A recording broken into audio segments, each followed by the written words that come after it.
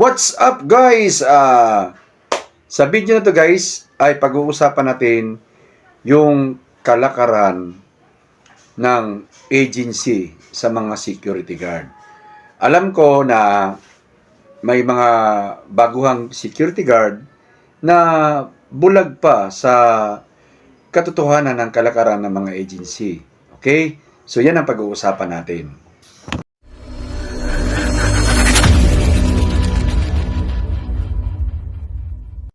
Alright guys, welcome sa Riddles TV. 14 years more or less bilang security officer, security guard. Ang pag-uusapan natin ngayon guys ay ang kalakaran ng mga agency regarding sa ating mga security guard.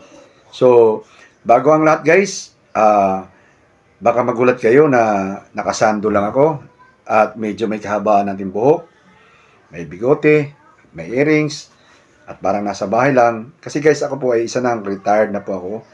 Retired na po ako sa aking duty, matagal na po. At nagsishare po tayo ng mga kaalaman natin regarding sa ating mga nakaranasan natin nung tayo ay nagjo-duty pa bilang security officer, security guard. Ngayon, kung kayo naman po ay naghahanap ng mga advanced knowledge, mga diskarte bilang security guard na hindi ka maliligaw sa landas mo bilang security guard, ay puntahan mo yung channel ko guys. Ayan, yung channel ko, ayan. Pag nakarating ka sa channel ko guys, pindutin mo yung playlist. Ayan, yung playlist guys, ayan. Pag napindot mo na yung playlist guys, ito yung lalabas. Ayan, ayan. So kung nasa playlist ka na guys, ayan Security Guard Matters, pindutin mo yan.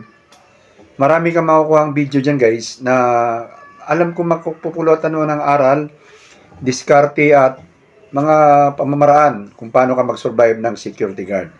Tulad ng pag-uusapan natin ngayon, yung kalakaran ng mga security guard regarding sa ating mga gwardya. So, bago natin simulan, may papakita ako sa inyong graphic sign. Ayan ayan. So, kung nakikita nyo yan guys, kung nakikita nyo yung graphic na yan, nakikita nyo yung isang bisikleta. May sakay-sakay na sobrang laki na mama sa likod. At tayo yung mga nire-representa yung malaking mama dyan sa likod ay ang agency. Tapos tayong mga gwardya nire-representa yung mamang mapayat dyan. Ayan. At yung bisikleta ay nire-representa yan bilang negosyo. O diba? Negosyo yan.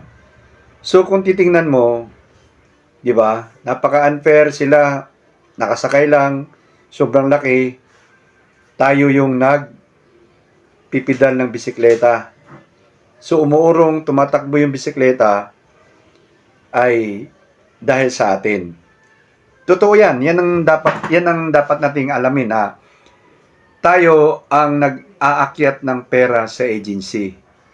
So tayo yung mga tinatawag na, titingnan mo yung graphics, tayo yung makina ng agency. Tayo yung mga generating na income. Tayo yung nagbibigay ng income sa kanila, sa agency. Diba? Tayo yun. So maraming mga agency na mga medyo magugulang sa kanilang security guard. Okay? Magugulang sa kanilang security guard. Okay? May mga agency na hindi nagpapasahod ng tama. Okay? May mga agency na sobrang gahaman na ba? Gahaman. Titingnan mo yung graphics, di ba? Payat na payat yung security guard. Gahaman, wala sa tama magpasahod. Hindi nagbibigay ng mga benepisyo. May mga agency pa na hindi bibigay ng tamang benepisyo sa mga security guard tulad ng 13-month pay, tulad ng night differential, at mga ano pang mga benepisyo. Ang night differential guys ay binibigay yan dahil ang tawag dyan hazard pay yan Kaya tayo binigyan ng night differential kasi malaking kwan sa kalusugan, epekto sa kalusugan ng tao ang pagpupuyat. So, palang dagdag na bigay ng moral, binibigyan ng night differential ang mga gwardiya. Which is, nasa batas yan, pero hindi binibigay ng mga agency. Kasi nga, yun na nga, yung sobra nilang tinatawag na pandaraya sa mga security guard nila. Ngayon, ang meron ding tinatawag na 50% ng linggo. Kasi supposed to be dapat ang linggo, guys, ay kuwan yan, family day yan. Pero naka-duty ka. So, dapat binibigyan ng 15% additional sa sahod mo para yung bayad dun sa sakripisyong ginawa, supposed to be natin. Ngayon, hindi binibigay ng ibang agency yan. 'Di ba? Hindi binibigay nila yan. Sa ibang agency, walang 13-month pay. Hindi nila binibigyan ng mga security guard nila. Tapos, yung mga medical na insurance, dapat meron yan. Kasi sa mga security guard, hindi natin alam na habang nag-duty tayo, nadidisgrasya tayo, tapos minsan may mga encounter pa na hindi natin inaasahan, ay na nangyayari sa duty natin. Kaya dapat mayroon tayong tinatawag na medical insurance. Pero sa ibang agency, wala yan. Hindi nila binibigay yan. Di ba? So, ako guys, ang mga sa aking karanasan, halos kinukuhan ko. Tinitingnan ko yung mga malaking agency yan, ina-applyan ko yan.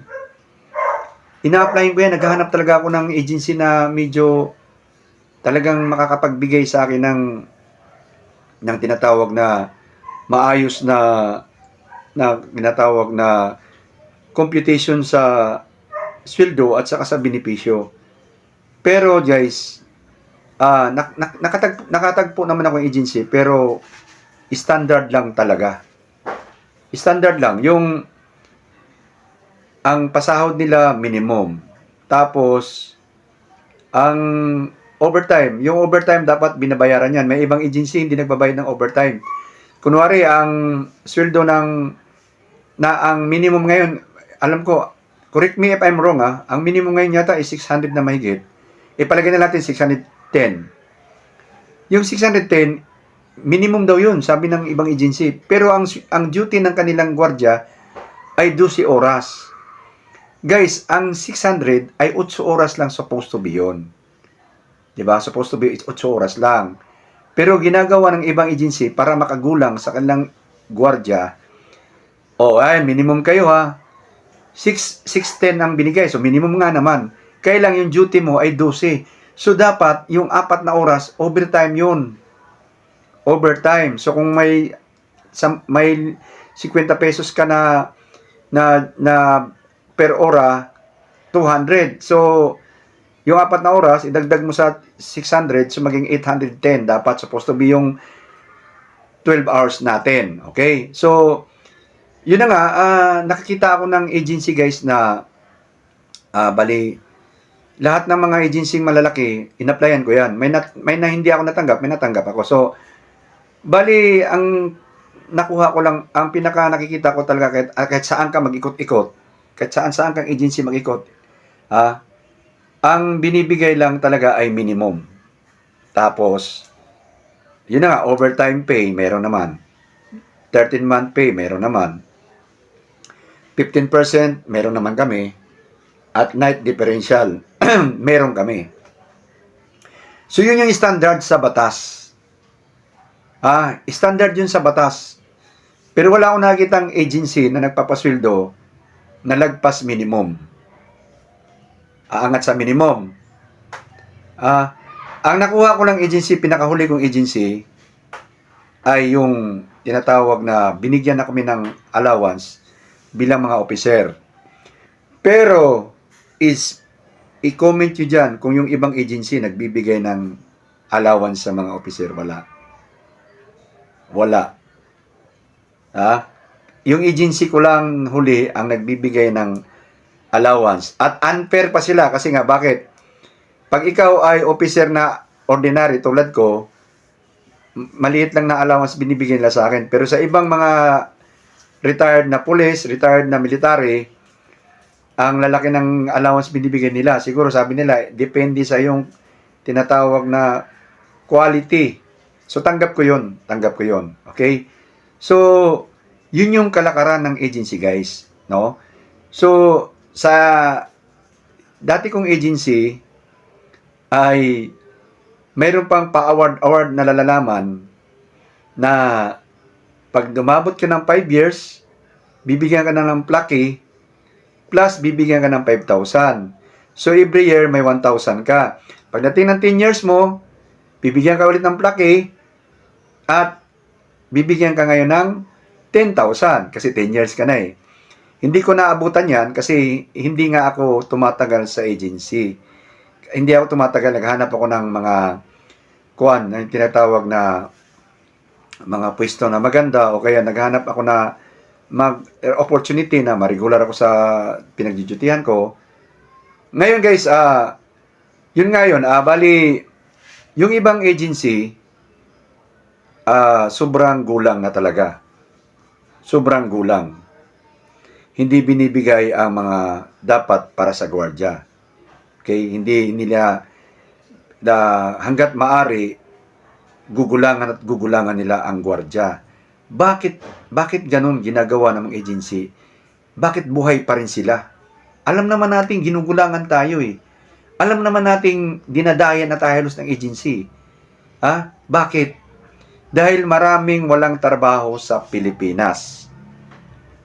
Maraming walang trabaho sa Pilipinas at maraming Pilipino na walang kaalaman regarding sa financial literacy. Nandito na naman tayo sa financial literacy, which is hindi naintindihan ng mga karamihan ng mga Pilipino yan. Okay, di ba? Ano na naman yung pinagbabanggit mong financial literacy? Gagano na naman. Di ba? Guys, ang tao pagkapos sa pera, willing tinatawag na magpaalipin yan. Tulad ng nasa picture, ayan. Tayo yung nasa picture na nagpipidal. Alipin tayo. So kung no choice ka, ikaw gwardiya, magpapaalipin ka sa agency kahit na alam mong sobrang dinadaya na yung iyong pagkatao. Iyong sarili. Ang daming reklamo. Basahin niyo yung mga inbox ko. Sir, yung agency namin hindi nagbabalog ng kwan. Sir, pero tanungin mo kung ilang taon na sila. 5 taon na, 6. Bakit ka nagtitiis, no? Sir, yung agency namin under minimum, hindi naman nagbabayad. Sabi ko ngayon guys, ako ay umiikot-ikot na sa malalaking sa malalaking agency para maghahanap ng agency na magbibigay ng tinatawag na mas kalamangan sa ibang agency. Pero ang nakuha ko ay yung sinabi ko nga na nagbibigay ng allowance sa officer, 'di ba? Yung nakuha kong kalamangan at yung dati kong agency na nagbibigay ng plaque at cash na reward sa mga tumatagal sa agency nila. Eto, ikon ko sa inyo yung 5 years binibigyan ng 5,000 plus plaque. Yung parang plaque, yung parang tinatawag na trophy. Nakalagay doon loyalty award for the SG Tampulano. Tuwan-tuwa ka, ikaw gwardiya, tuwan-tuwa ka. Tuwan-tuwa ka. Ako, hindi ako napabilib doon sa ganung ginawa ng agency. Bakit? Kahit 5 years ka na, pagdating sa trabaho, minimum ka pa rin. Kahit 10 years ka na, pagdating mo sa trabaho, minimum ka pa rin. Okay sana kung ikaw ay naging 5 years na sa agency namin, ay ikaw ay, ang sweldo mo, kunwari, ang minimum ay 610, magiging 670 ka na, kasi 5 years ka na eh. Yun, hindi eh. Standard pa rin ang sweldo ng gwardiya. Binigay lang sa iyo yung plaque na yon, saka yung cash allowance, cash rewards na yon, parang bulahin lang tayo na manatili ka lang sa agency namin para kumita kami ng malaki lalo, di ba? Kasi habang nagdi-duty ka, kikita din sila. Ganun din. So, wala pa rin. Tulad dun sa agency ko dati, tinawag dyan yung allowance na officer, doon kami, isa rin yun sa bakit ko tinagalan din yung agency na yun, yung huli kong agency, kasi nagbibigay sila ng allowance sa aming mga officer. Pero yung mga officer, hindi porkit officer ka, ay mas malaki yung sweldo mo. I-comment nyo sa akin, kung may officer dyan na lumaki yung sweldo nila, minimum din yan, katulad mo, na ordinary na guard. Alam mo ang lamang dyan, sa officer, nakabarong sila, hawak nila yung tinatawag na schedule ng mga gwardya, at bus ang dating nila. Pero totoo lang, gwardya ka pa rin, kahit officer ka, tanggalin ka pa rin. At tinatawag na sa'yo yung oras mo, yung 12-12 mong oras, bilang officer, sa'yo yun. Hawak mo yun kasi nag-aagawan kami dati. Kung ordinary ka, nag-aagawan ka ng 8 oras, 12 oras. Kasi pag 12, malaki sweldo mo. Pag 8, konti lang. So, nag-aaway-away kami. Pero kung officer ka, walang away kasi sa'yo lang yung duty mo. Yun lang ang lamang sa ibang agency kung officer ka. Pero kung allowance, I don't think so na nagbibigay yung ibang agency ng allowance sa mga officer. Di ba, guys? So, bakit nga natin pinapayagan gano'n na gano'n tayo? Di ba? Kasi nga, dahil nga doon sa kawalan natin, wala tayong magagawa eh. Nag-aangangamuhan tayo eh. Tanggap natin yun, angamuhan. Pero kung ikaw ngayon, bilang security guard, na alam mong ginugulangan ka ng agency mo, wala sa minimum yung sahod mo, o hindi nagbabayad ng SS, bakit mo tinagalan? Bakit mo tinagalan yung agency mo? Una-una, siguro, ikaw ay hindi qualified bilang gwardya. Ayaw mo mag-apply sa iba. O kaya ayaw mo mag-apply dahil wala kang perang pang-apply na iba. Inubos-ubos mo yung pera mong sweldo. Guys, hindi masamang mangamuhan tayo. Hindi masama. Ang masama lang, tumagal ka na sa trabaho mo ng 10 years, hanggang ngayon, wala ka pa rin planong umalis sa trabaho mo at magbago ng linya. O kaya, habang nag-duty ka dyan, dahil talagang pang-duty ka, pang-empleyado ka, ayaw mo magnegosyo, pero supposed to be dapat, ikaw ay nakapag-ipon na, nakabili ka na ng sarili mong bahay, nakapaghanda ka na sa panahon na ikaw ay tatanda. Doon papasok yung financial literacy. Tulad ako, hindi ko pinangarap na tumagal sa security guard. Ayaw ko nga itong security guard dati. No choice lang ako dahil na-dead-end yung pagkatao ko. So, anong ginawa ko? Tinanggap ko yung mga katotohanan na ako ay isang security guard. Ako ay minimum lang. Mga anak ko nag-aaral, dito kami nabubuhay. Pero tinanggap ko yun, pero ang nasa isip ko, kung paano umalis. Balang araw. So ano bang gagawin kasi para makaalis ka sa security? O kaya, kahit manatili ka, ano bang dapat gawin para makalabas ka na sa panggugulang ng mga agency? Huwag mong pabayaan yung iyong kinikitang sweldo ngayon ay basta na lang maubos o mawala. Di ba? Kailangan mayroon kang future plan. Mayroon kang future plan. Una mong hakbang ay yung paano ka makapag-ipon sa sarili mo. So yung ipon na yan, pag-uusapan natin sa ibang video. Ang pinag-uusapan lang natin dito ay paano ang kalakaran sa mga agency. Dapat may plano ka, guys. Kung wala kang planong umalis, isipin mo 10 years ka na sa trabaho mo. Yung gwardiya ngayon na nanonood, i-evaluate mo sarili mo. Nung nagsimula ka, kapos ka sa pera. Wala kang pera noon kasi nagsimula ka pa lang Wala kang trabaho. Pero umabot ka na ng 10 years, i-evaluate mo sarili mo kung hindi ka papakapos sa pera hanggang ngayon. Malamang kapos. Mga ibang gwardiya nga dyan, punong-puno ng utang Diba? So, imbis na habang tumatagal ka, paluwag na paluwag yung buhay mo kasi tumagal ka na sa trabaho mo, pasikip patuloy na pasikip. So, kahit gusto mong umalis dyan sa agency mo o umalis ka bilang security guard, hindi ka makaalis. Bakit? Ang sarili mo, instead na magplano ka kung paano maging ganito, ayan, yung picture na yan. Anong nawala dyan? Anong nawala dyan sa picture na yan? Yung sakay sa likod na sobrang taba na nagpabigat sa buhay mo. Di ba? Mas magaan kung ikaw mismo nagpedal sa sarili mong bisikleta. Ano yung bisikleta? It stands for business. Ikaw yan. Doon nawala na yung likod sa likuran mo, yung malaking matabang tao. Ngayon, kung hindi ka pang business, wala namang problema yun kahit hindi ka pang business.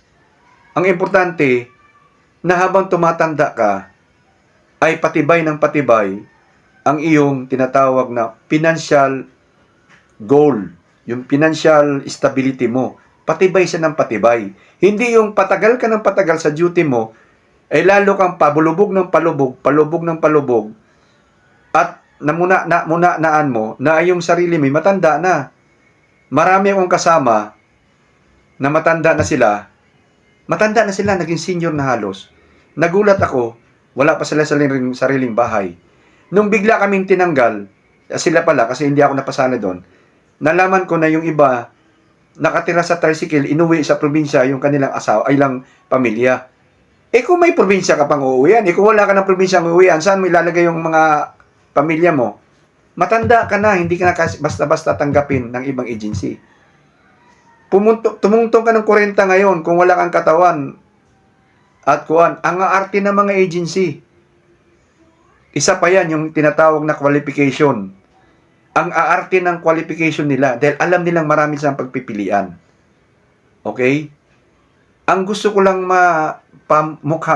mapabukas sa isipan at mata ng ating mga bagong security guard ngayon, maalis yung mga agency, mga kupal, mga mandaraya. Huwag niyong tagalan yan hanggat maaari magsirado yung mga yan dahil wala na silang security guard na nag-a-apply sa kanila.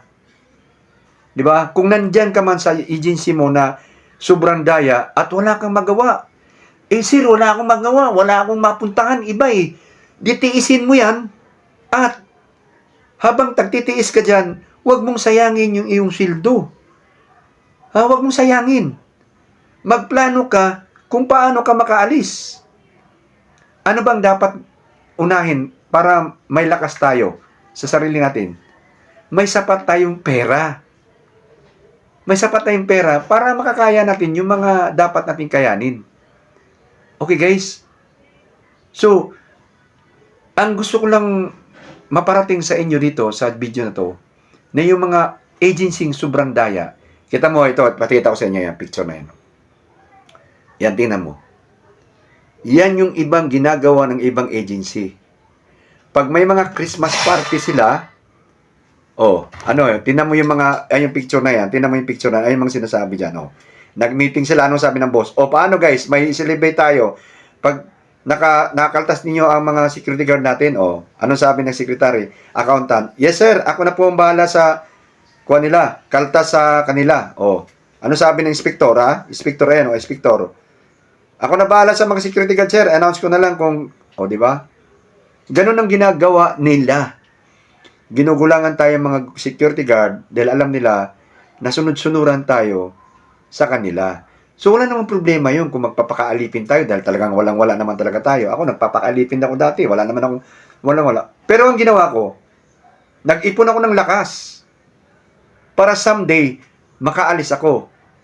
Mga agency ko, guys, pinanggagalingan ko magagandang agency. Pero, comment nyo sa akin dyan, kung may agency kayo natagpuan, na lumagpas sa minimum yung pasweldo. Lumagpas. Mayroon kaming kliyente, hindi ang agency yung nagbibigay ng pasweldo, yung kliyente. Malaking bangko yun. Kami dati, yung mga bangko pinag-duty namin, binibigyan kami ng bonus ng bangko. Pero kliyente nagbigay, hindi agency. Isa yun sa mga dahilan, bakit yung mga gwardiya doon sa bangko na yun, ay nagtatagal talaga sa kanila. Kasi nga, yung hina-after nila, pag na Christmas, mayroon tinatawag na bonuses. At mayroon naman kaming kliyenteng isa na hindi rin ako na-qualified kasi nga, una-una, ang kinukuha nilang kuan ay mas bata. Tumanda na ako noon so hindi ako na-qualified. Napasama ako sa line-up ng officer ng agency namin. Pagdating doon sa kliyente, pag-interview sa amin, pagdating sa edad, tinanong ako sa edad. At, ay sorry, yung edad mo ay overage ka na. ang sakit sa damdamin. Isa yun sa mga tinarget ko na mapasok yung bangko na yun kasi nga mayroon silang binibigay na allowance at saka ang tinatawag na retirement pay for 10 years ang mga gwardiya nila. So hindi ako napasama doon sa line-up na yon. At yung mga kasama kong iba ngayon ay nandun pa hanggang ngayon. Pero kung pasweldo sa pag-uusapan sa agency, ay wala akong nakitang agency na nagpapasweldo na lagpas minimum. Kung meron man, ipahiya nyo ako, i-comment nyo ako. Meron, agency namin, lagpas minimum kami. Okay, ikuan nyo ako. Kasi ako, wala akong nakitang agency na nagbibigay ng lagpas minimum eh. So, walang masama guys kung wala tayong magawa dahil kailangan natin ng pera at kailangan natin maghanap buhay ng magtrabaho. Walang masama doon. Pero, ang masama doon, yung habang tumatagal ka sa pagduduty mo, ay palubog ka ng palubog. Instead na iangat mo sarili mo na para makaalis ka na o kaya kahit lumuwag man lang ang sarili mo. Ako dati, duty, 12 hours ako nag-duty. Tiniis ko yun. Malayo ang bahay ko, nagbabiyahe ako. Tiniis ko yun kasi nag-aaral mga anak ko eh. Pero habang tinitiis ko yun, nag-iipon ako ng lakas na makaalis. So far, nagawa ko. At hindi ko sinabing gayahin yung ginawa ko dahil hindi naman tayo pareho ng diskarte. Pero sana, habang tumatagal ka sa duty mo, paluwag ka ng paluwag at pagdating ng medyo may edad ka na, ay makapagpahinga ka na. Hindi yung hanggang pagtanda mo, sakripisyo ka pa rin, nag-duty ka pa rin. Hindi ko naman kini-question yun, pero mas maganda yung life is too short. Pangalagaan natin ang ating tinatawag na kaligayahan din bilang tao. So guys, I hope na nag-gets nyo na yan ang kalakaran ng mga security agency dito sa Pilipinas. So I hope na mabuksan nyo ang inyong isipan na hindi nyo dapat sayangin ang mga sweldo nyo at magplano kayo for the future. So guys, kung nagustuhan nyo ang topic natin guys, paki-like na lang. Kung hindi at naguluhan kayo, dislike the video at mag-comment. Comment kayo kung anong gusto natin pag-usapan sa susunod. At yung regarding sa pag-iipon, pag-uusapan natin sa next video natin yan guys. Sa ngayon, bye-bye. See you next video guys. Bye-bye.